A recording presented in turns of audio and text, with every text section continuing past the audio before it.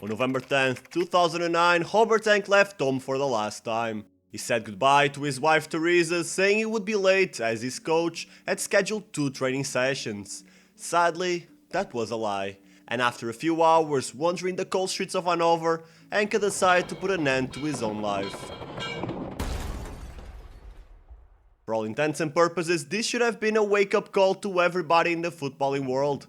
We should have learned to be more compassionate, to see football players as human beings, but almost 15 years later, I think it's pretty safe to say that fans remain as toxic as they were back then.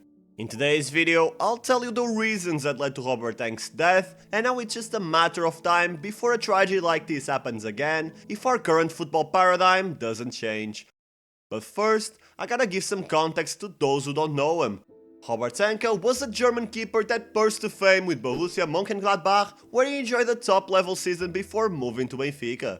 It might be a weird move for a young German player, but that all happened thanks to his compatriot and Benfica coach Jupp Heynckes, who saw him not only as a talented keeper, but also a great professional. It wasn't only Heynckes who saw him that way. Pretty much every teammate that he linked with always shared the same vision. A serious and silent man who was willing to give everything for the success of his team.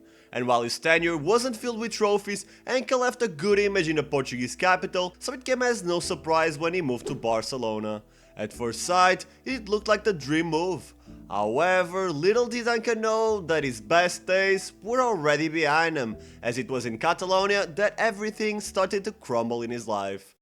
As you can expect, the pressure of playing in a club like Barca is huge, and Enke simply didn't have the mental fortitude to deal with the constant criticism that both fans and media create in Spain. Though Robert might have looked stoic on the outside, deep down he had always suffered more from failures than he could celebrate when things went well. So after failing to capture a starting 11 spot due to the rise of 19-year-old Victor Valdes, dark thoughts began to mold a sick mind. He didn't play because he wasn't the best, and if he wasn't the best, then he was the worst. In his eyes, he had failed, and his morale only got worse after his debut in Copa del Rey. Barcelona were playing against a modest Novelda, but Los Culés ended up being eliminated in a game that ended 3-2, with 2 goals happening due to his mistakes. His captain de board didn't hesitate to throw him under the bus, and just a few months into his tenure, Enke was already on the way out. 2 unsuccessful loan spells in the next season would push him further to the brink of collapse, but the return to Resurgence was all it took for Enke to get back to his former self.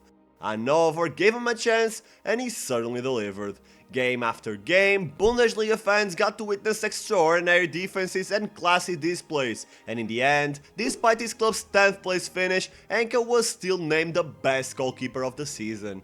Hanover saw him shine again, gave him back his confidence, but it was also the city that saw him lose everything, because while his professional life got back on track, everything else fell apart.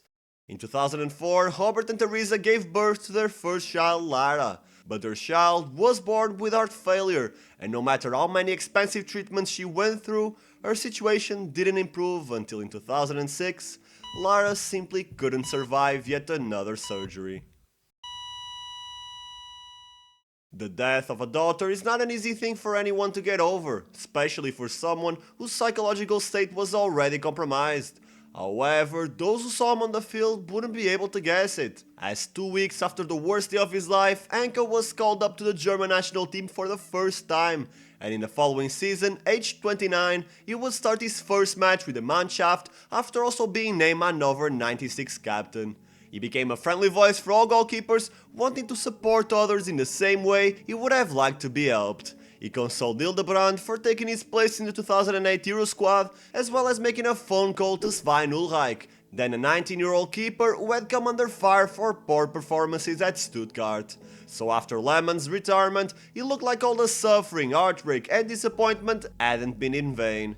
Enke already had years of consistent quality in the Bundesliga, was in good shape and performed well in every opportunity he had with the German national team. He had finally reached the pinnacle of the sport, but his mind simply collapsed with the pressure. While Enke led everyone around him to believe everything was improving, his mind was experiencing a new inferno of anxiety and pressure until one day he just couldn't take it anymore, and with one step he threw the burden of pain onto all football fans around the world. Enke's death was a huge loss for his family, for Germany, and for football fans, but it shouldn't have been in vain. The crash of a great man's fall served to shatter the taboo around mental health in football, and nowadays most big clubs have departments dedicated to taking care of their players' mental well-being. But that's probably the only good thing that ever came out of this terrible situation. The reality is that in 2024, football fans still go online thinking they can insult whoever they want simply because they're protected by a screen. Bernd Leno, for example, had some fans telling him to do the same as his compatriot Enke. Saka was racially abused after costing England the Euros in the finals penalty kick shootout. And in every single football match, you'll hear fans viciously insulting the referees, when in 99% of the cases, there's absolutely no bias towards any club. They simply got their calls wrong due to the pressure or their incompetence. Hell, even the most successful football content on YouTube is made around negativity.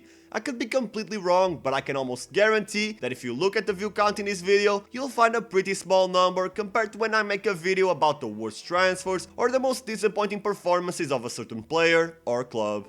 To the few watching this, I can say from the bottom of my heart that even though I never personally attack any player, I hate making divisive content like that.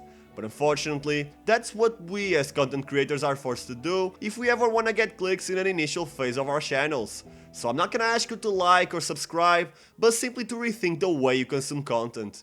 Support the positive things in football, click on interesting videos discussing the fascinating history of our sport, watch an inspirational comeback story, do what you want, but don't feed this machine of negativity.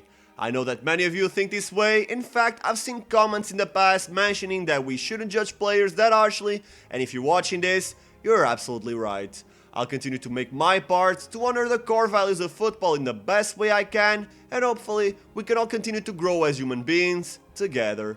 Thanks for watching, I'll see you on the next one.